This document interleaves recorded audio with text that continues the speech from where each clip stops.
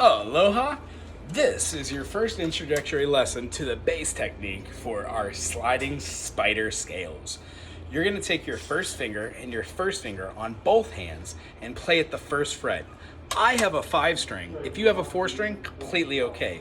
You're just going to be keeping your first finger on the first fret in the middle, second finger on the second fret in the middle, third finger on the third fret in the middle, and then reaching our pinky out to the 4th fret.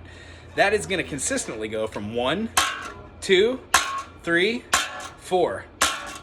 1, 2, 3, 4. 1, 2, 3, 4. 1, 2, 3, 4. It should look like this to a nutshell. 1, 2, 3, 4, 5, 6, 7, 8, 9, 10, 11, 12, 13, 14, 15, 16. There are 4 fingers. There are 4 frets. If you do it up, all 4 of those are 16. And if you want to, you can do 1, 2, 3, 4, 5, 6, 7, 8, 9, 10, 11, 12, 13, 14, 15, 16, 17, 18, 19, 20 if you have the 5-string.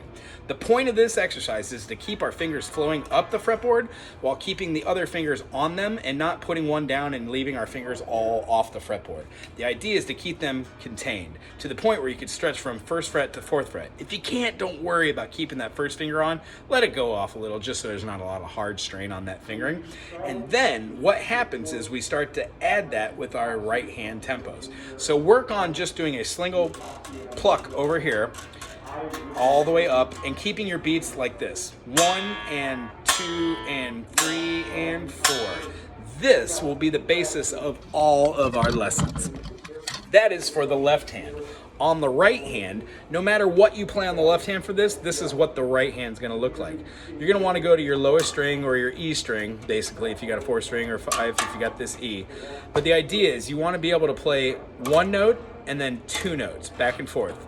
So this whole idea is being able to go 1, 2, 3, 4. 1, 2, 3, 4. Pointer, middle, pointer, middle. 1, 2, 1, 2. It's almost like you're walking. Giant steps are what you take, walking on the bass. So if I were to put a sound to it, I'll just play at the 12th fret here on the G string to give you this.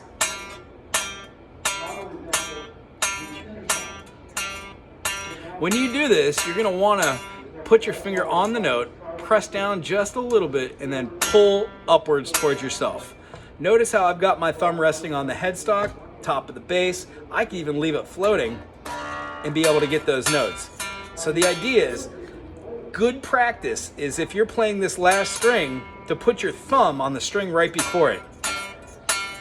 Does 2 things. Mutes a string that you might accidentally hit, and it shows you how far the distance is between the strings. So if you're playing on this string and you're doing,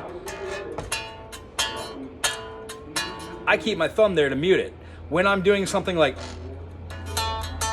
octaves, I also keep my finger on that. So lesson 2 is to be able to go 1, 2, 3, 4. 1, 2, 3, 4.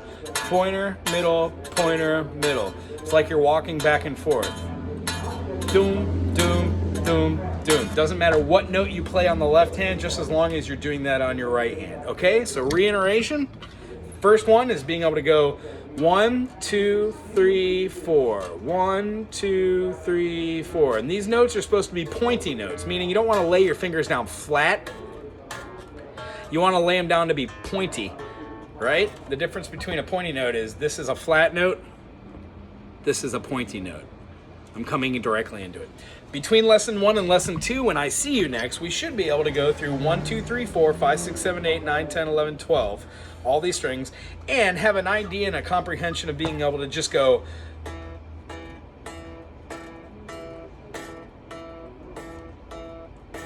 this is called an alternating plucking.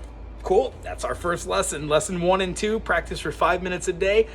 And nighttime, morning time, and inevitably in 1 week from now, I can guarantee you'll have back and forth. But guess what it starts as?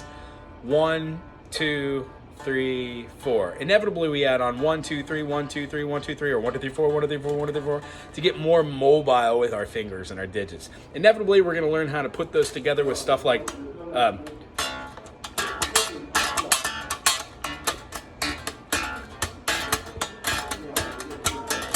thumb technique. It's a little bit of pop and thumping. This, however, is the basis of it. So lesson 1 and lesson 2, and then I'll see you physically here next time. Aloha.